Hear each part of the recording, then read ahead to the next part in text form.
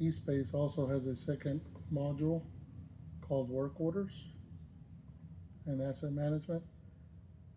This is a great area for our facilities team where any teacher, staff, church member, anyone could turn in a work order or a request, and it can be logged and be taken care of in a timely manner.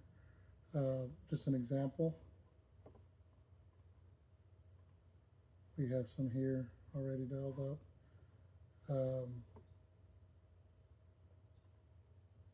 Where we needed to change out a thermostat in the chapel. So a work order was created. We select the location, put a brief description of what the work order needs or what needs to be taken care of, the department it needs to go to, and then once that ticket is opened and worked through, we add our own notes in there so that if these tickets are reviewed later, we can see what was done and what it all entailed. Once the ticket is turned in, it'll automatically be routed to that campus supervisor, and they're able to assign that ticket to one of the employees at that location. This area also will let you add costs. So depending on who worked on that ticket, the time they took to work on it, and a brief description of what was added there. Once this ticket is closed, you will confirm the time. If it took them a little bit longer, all that time is accounted for, and a brief description could also be added there for them. These areas also include conversations. So instead of sending an email separate from this area, we can keep everything tied in as far as if someone comes along and doesn't know anything about this ticket, you're able to open that conversations tab and read a brief description, go back to the ticket area, close it if you need to. So anybody that's unaware of what's going on can find everything in one spot. So that's a great add-on for eSpace. It also lets does that have analytics too? It does. So under analytics, we're able to select a month, a year, as far as you want, even all time as well. A specific location. So for now, if we wanted to look at all service categories, locations, and all technicians, we've done an average of 5,000 work orders.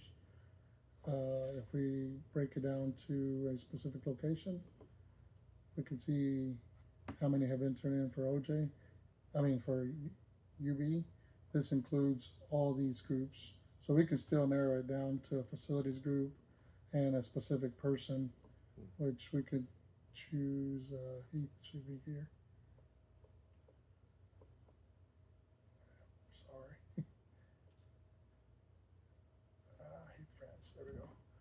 So these are all the tickets that's been involving him in any way, whether he assigned it or it was assigned to him or he created one.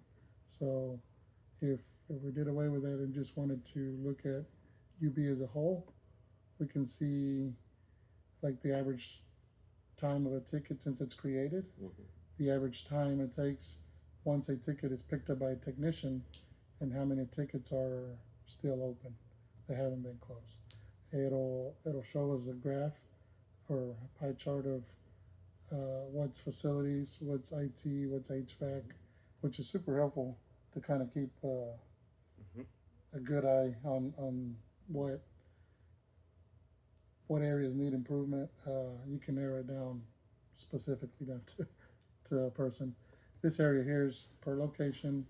If I look at all locations, we get a bigger picture, and we can see all the campuses we have in there so far, the day of the week that's the busiest, and then the cool part about it is we can see each technician and their activity, progress.